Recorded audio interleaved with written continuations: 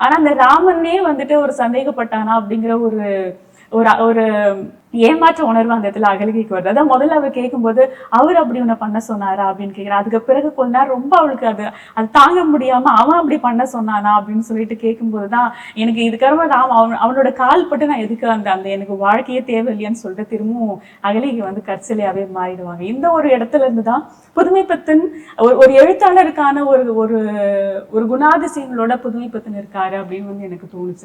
புதுமைப்பித்தன் வந்து நிறைய விமர்சனங்கள் இருக்கு. அவர் வந்து ஒரு சாதிய பார்வையோட பேசுறாரு, அவரோட எழுதுறது எல்லாமே வந்துட்டு ஒரு நம்பிக்கையற்ற ஒரு பார்வையாக இருக்குது அப்படிங்கிற மாதிரி.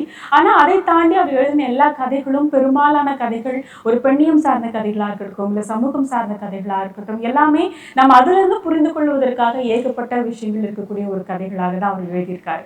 இந்த ஒரு நான் சொல்ல போற இந்த ஒரு புத்தகம் எழுத்தாளர் சா தமிழ்ச்செல்வன் அவர்கள் 30கள் 40கள்ல இருந்து வெளிவந்த ஒரு 17 கதைகளை தொகுத்த ஒரு கதை தொகுப்பு இது. இதுல எல்லாமே நீங்க பார்க்கும்போது முழுக்க பெண்ணை சார்ந்த பெண்ணினுடைய பார்வையிலிருந்து, அதே மாதிரி ஒரு நகர வாழ்க்கையில மக்கள் படுகிற அந்த கஷ்டங்களையும் கடினங்களையும் அவர் வந்து எழுதியிருக்கிற அந்த ஒரு கதைகளை அதெல்லாம் அங்க சொல்றாங்க. இதுல நான் ஒரு 4 கதைகள் மட்டும் சொல்லணும் அப்படின்னு நான் நினைக்கிறேன்.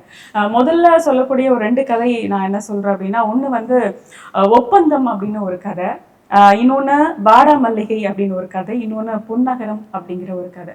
இது எல்லாத்துக்குமே வந்து ஒரு இன்டர் கனெக்டட் அப்படின்னு வந்து சொல்லலாம். ஏன் அப்படின்னா இந்த கொஞ்சம் உள்ள நம்ம படிச்சு பார்க்கும்போது ஒரு பெண் சார்ந்த ஒரு கதையாக ஒரு கதைக்களமாக இந்த எல்லா கதைகளும் இருக்கு.